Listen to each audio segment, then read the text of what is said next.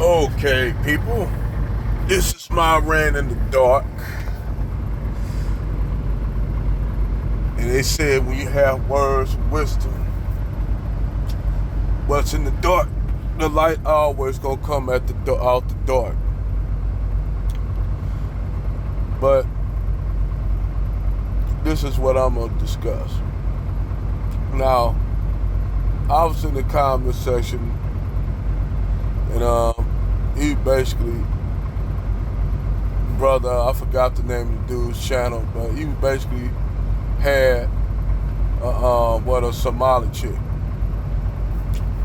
And like I tell people, now me personally, I have nothing against Somalis, not at all, nothing against them. I run to them a lot, I went to school with some. I ride out here on the road with some, and a lot of them I run into, they're pretty good people. I don't have nothing bad to say about Somalis at all.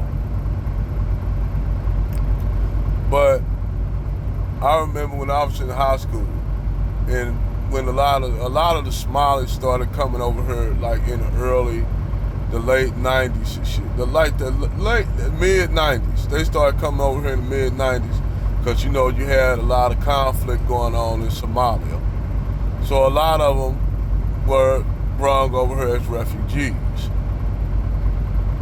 around the mid '90s.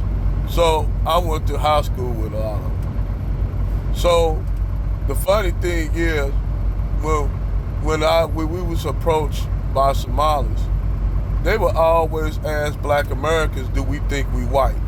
And I'm like, look, puzzled when he asked me this question. Why would you say that? I said, I'm just as black as you. So fast forward, almost 20, damn near 20 years later. And it's the question that we gotta ask Somalis: do they think they black? Now I understand, give or take, a lot of them are Muslim. A lot of them coming up here Muslim. But when you notice a lot of them, like I said, I met some good brothers. They good people. But a lot of them, they come over here with saying this word Jarir. And last time I checked, what a guy told me what a Jarir was. A Jarir is what he called a non-Muslim black person, or it basically it's like what a Nigerian would call us a kata. So I didn't know what Jarir was until a Somali brother told me what it was. And he said it's the equivalent of what a Nigerian called Black Americans, a kata.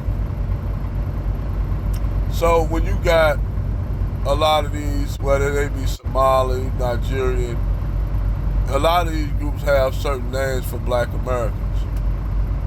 You'll be shocked. You'll have, even the Caribbeans have certain names for Black Americans. Afro-Latina have certain words for Black Americans. And that are demeaning racial words. But you know what? The odd thing is, black people, we have no racial names for them.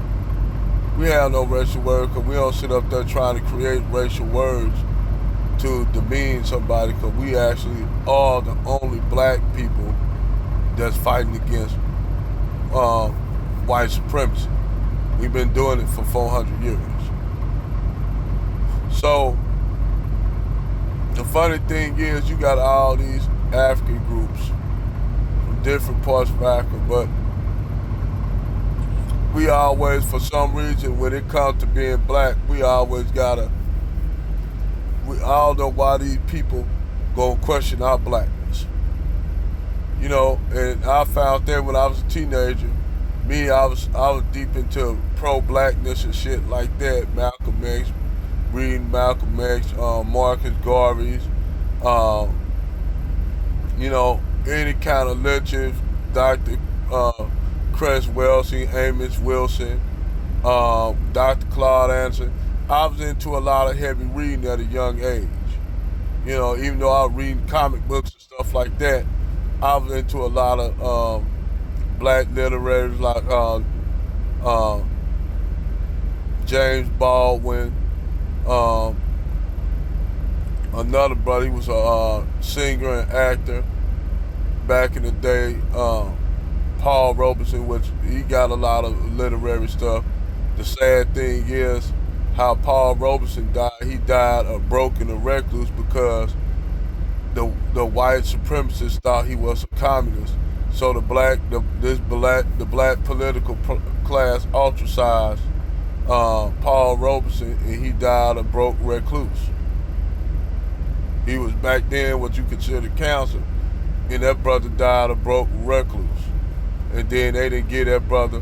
It's funny how they give black leaders they love when they die, but they give them that kind of love and respect when they was alive. All of a sudden it's like MLK. Everybody, white people back then know damn well they didn't like no MLK, Martin Luther King. But yet they are always the first thing they utter is, I like Martin Luther King. And Martin Luther King, you know, his speech, his dream speech. I said that wasn't the whole speech. That wasn't the whole speech. He cut that speech way down. And that because of old Uncle Tom Coon, Buck Dance, and Jesse Jackson, who basically had him set him up, who was an agent, set him up. And all these niggas that you see alive today that was in the civil rights movement, y'all need to question these niggas. Because all of these Negroes was around. They was around Malcolm X. They was around, like look at E.D. Du Bois. E.D. Du Bois, and I don't give a fuck. Somebody try to run cover for E.D. Du Bois, and E.D. Du Bois sold Marcus Garvey out because Marcus Garvey, number one, you had this dark-skinned brother was trying to unify Africans, and you got this colorist ass E.D. Du Bois who thought in his mind just because he was light-skinned that he should have the lighter-skinned people should have control power. Basically ain't nothing but a darker-skinned version of white supremacy. This is your E.D. Du Bois. You know, E.D. Du Bois, this is that guy. So him and Marcus Garvey had issues from the jump. Marcus Garvey was actually making moves to unify black Americans. He couldn't get Marcus Garvey he was from Jamaica. He wasn't no foundational black American, but you know what? He wasn't embraced down there in Jamaica where he's from due to the colorism and the elites down there in Jamaica. So you know where he got his movement started from? Right here in America. Right here. This was Pan-Africanism was born right here in the United States. We black Americans came up with Pan-Africanism. Pan-Africanism spread out of the Americans into Africa. It spread into, it took time to grab a hold in Africa due to all the colonialism, but when it did, look what you had, James Rollins of Ghana, you had Patrice Lumumba, you had Idi Amin, who they try to demonize in Last King of Scotland, that load of bullshit, try to make him look like he a monster, but what in actuality is, he was trying to save Africa. Uganda. May the brother Idi Amin rest in power. And you had a lot of black leadership that was rising up out of Africa. The Mama movement was affected in Kenya by the Pan-African movement of the United States. I said, and matter of fact, down in South Africa, the apartheid movement was modeled right after the civil rights movement. And then they got there with Julius Alima down there, man. I mean, he doing so. The funny thing is, this brother is. I got so much respect for that South African leader. He about the greatest leader since fucking Gaddafi. And the thing is, Gaddafi wasn't even he was a Berber. This is what a lot of people don't know. The Berbers ain't nothing but descendants of the Triad. If you know what the Triad tribes are, the Triads are older than the Berbers. They were the Berbers came from them cross intermarrying with the Arabs. They came in. Then you have black Arabs. So anyway, like I said, man, Pan-Africanism was born in the States. Now back to, that's a whole nother video for another topic. But, you know, when I get into a contact, talk to a lot of these Africans, no matter where they're from in the diaspora on the continent, it always this thing where, like, it's always, when you talk to them, it's always a lot of tribal or religious shit going on in them countries. You know, Africa, these Africans are very tribal and religious, to the point where tribalism and religion what blind Africans to. This is another reason why Africa is fucked up, because the tribalism and the religion between the two largest religions on the continent, Christianity and Africa. You got Christianity and Islam, which are two of the largest religions, but yet Allah and Jesus ain't doing shit for Africans. Africans don't even control the resources or their wealth, or if they do, they can throw all the French out, but they can't, if they can't abstract the minimal resources, they ain't worth shit. The resources ain't worth anything if they can't abstract it. That's why the French, when they left, I don't know if that was Sierra Leone, one of them countries they left, they destroyed all the equipment because they were so selfish. They thought that they could still just make money off these people. Make money and take all the wealth back to the resources back to their countries and be wealthy. And when those same people come up to them lands, they treat them like shit. Tell them to go back to Africa. But yet they extracted all the mineral resources from Africa to make them wealthy. So what Africans doing, they waking up, which is a good thing. They waking up and they cut their ass off. Now, the dilemma that black Americans having with a lot of Africans, not all, but you got Africans on the continent. I was looking at this video where this sister was saying black people are Africans, and this African dude was talking about we are not their brothers and sisters. Yes, it's unfortunate that we was slaves, but we are not their brothers and sisters, and Africans don't need us. We could do this and that. Now that this nigga said that shit, and you got a lot of Africans that feel like that, but they comfortably bring their ass over here. If somebody gave them an opportunity to come over here, they would come over here and benefit off everything that African Americans built without no problem, and still have animosity towards us. And that's another thing when it comes to that shit. I don't give a fuck if you Somali, Nigerian, Ethiopian, Ghanese, Senegalese, Eritrean, Kenyan, you from Tanzania, you from Zambia, you from South Africa, you from Congo, Uganda, wherever you from on the motherfucking continent, wherever you from in a diaspora, even if you're Afro-Latina, whether you Dominican, you want to run around town, I ain't not black. When y'all bring y'all ass over here, I want y'all to know, to these white folks, these liberal white folks might tell you a lot to all, you're nothing like the black Americans, they criminals and shit like that. But these same white liberals who tell you that they want black Americans vote, they want us to come and vote for them, and then they give us hollow bullshit ass promises, pretty much like the leaders over there in y'all country give you hollow bullshit ass promises that don't mean shit. They have nothing more. Then they'll give you symbolic gestures. Well, they turn around and tell you all that blacks are criminals and shit like that. They tell all y'all that, whether you be from the African continent or from the diaspora. They tell you this shit. So y'all bring y'all butts over here and be disrespectful. But see, on the other hand, what they tell us to all, and they show images of Africans being in poverty, pockets of poverty all over Africa. Kids and shit with flies over their head. These are the images, the negative images they give to black Americans. So we like, I don't want to go over there, So they give these images to both of us.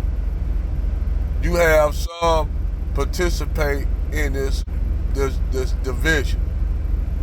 And a lot of times they participate in this division that draw a schism between black Americans and Africans. But the thing is, when we try to tell a lot of you Africans that y'all, you ain't no different than us, you just came from the continent a different way. You didn't come over here and change. So when Africans try to talk for us, you coming from an experience that you don't have. It's like the Sudanese lady, the South Sudanese lady, come out, you'll think she'll be more sympathetic to black people by the fact South Sudanese were getting enslaved by the Arabs for a long time.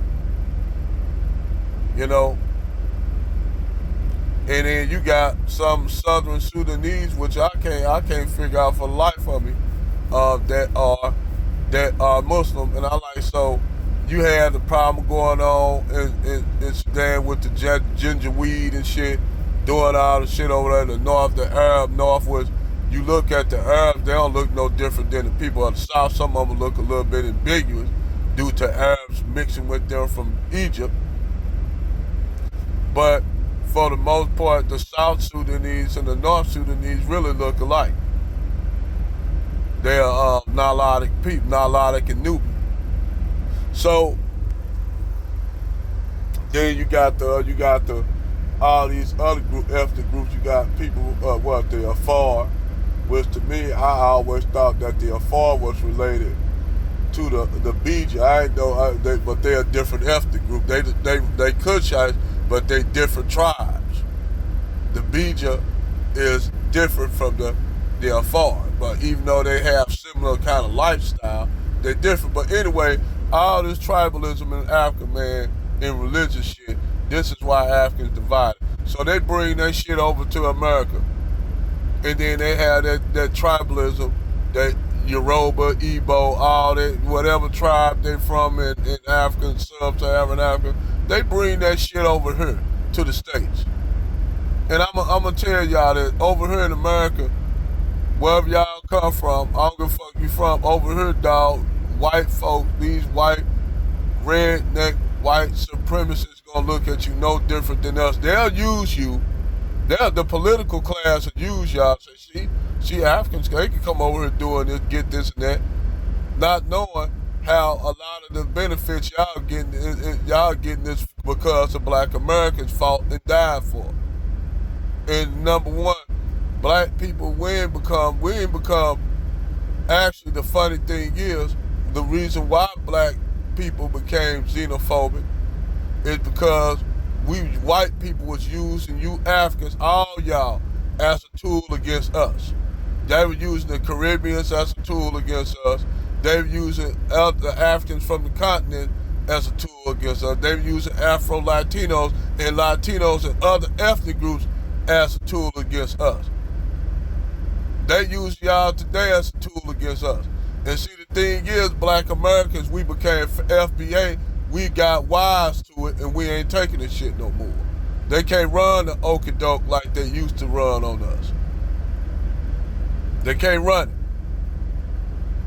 They're already trying to use this gender war to drive division, and I had to slow myself down on this shit because this shit is actually a tool that they use, and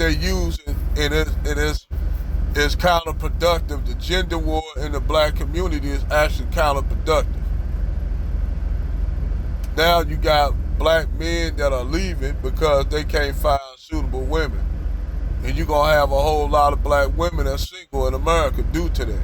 Because they let feminism destroy their minds. So, with all this shit being said, this country getting ready to hit rock bottom. And you got these white nationalists running around here. They gonna attack anything and everything because they white elite leaders ain't telling them the truth. They white elite leaders are telling them it's all the immigrants, all the Mexicans, all the blacks' fault. And white folks being not objectively thinking about it, that these white elite class are lying to them because they see these white men armed up. That's why they want to get rid of the Second Amendment.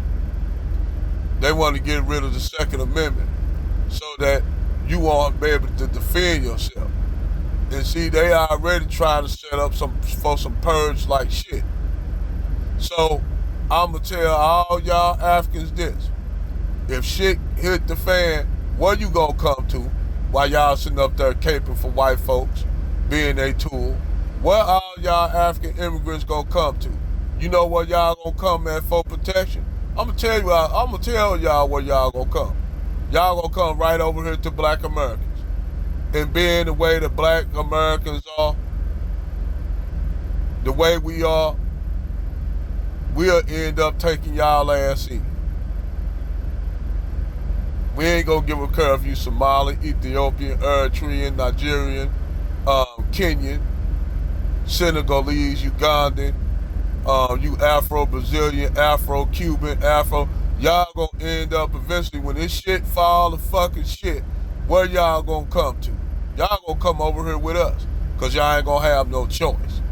Because these white supremacists, they don't get all they see is they gonna see you first as an immigrant. Then if you're a Muslim, that's another problem they don't like. Then you speaking a foreign language. The three strikes. Ask Muhammad Noah. Muhammad Noah, they locked him up. Number one, you black. Number two, you Muslim. Number three, you speak another language. Them all red flags for them to really throw your ass in jail. And they let them know right off the bat that you a nigger. You killed a white woman. We don't give a fuck where you from. Oh, you from Somalia, so you killed this blonde-haired, blue-eyed white woman, nigga. You going to jail, boy. And back in the day, he probably would have been lynched. He probably would have been lynched up. I'm just telling you how real shit is. A lot of you Africans, not all, some of you Africans are waking up. Y'all waking up to the reality of shit.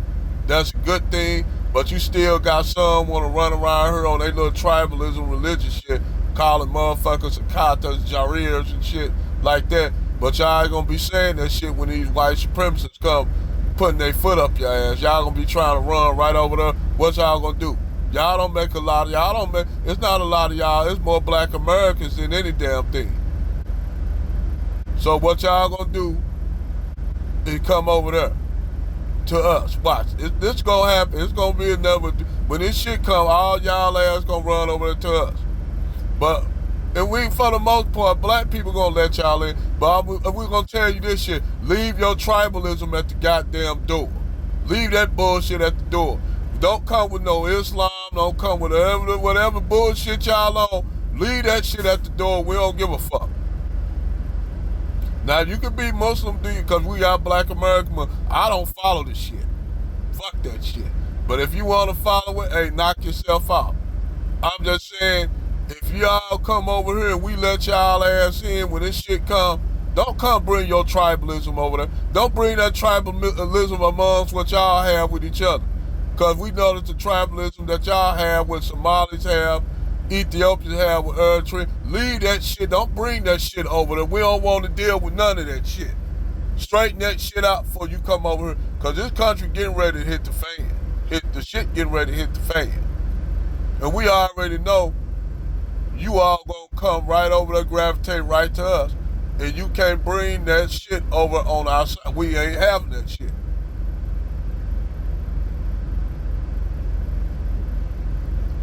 We are not having that tribalism and shit that y'all got over there going on in Africa. We don't want that. We already got enough dealing with white supremacy and shit. trying to fight these white supremacists, even though white supremacy is falling. It's white supremacy is falling to shit because their elites got sloppy. The white elites who run shit around the world, they got sloppy. Those boomer white people, they got sloppy, and now they're treating their young white people like black people, telling them they lazy and they need to get their shifters, and it's a lot of jobs, and the jobs you can't even make a living off of. You can't even make a living off these jobs that they talking about that's hard, but yet they want shit to go back to the 50s. Like before y'all got over here, they want shit where black people was living up in the Jim Crow and white people running around. They want those days back. That's what they hearken to. And if they would, they'll send our ass back to Africa. They'll send us back to Africa. They'll along with y'all ass. So, like I said, the shit getting ready to hit the fan. Kevin Samuels was right. For y'all sisters, it's getting ready to be a cold winter. Hint Game of Thrones. But like I said, if y'all come over to that side, don't leave that tribalism and shit and the religious dogma shit over there. Just saying. Over and out.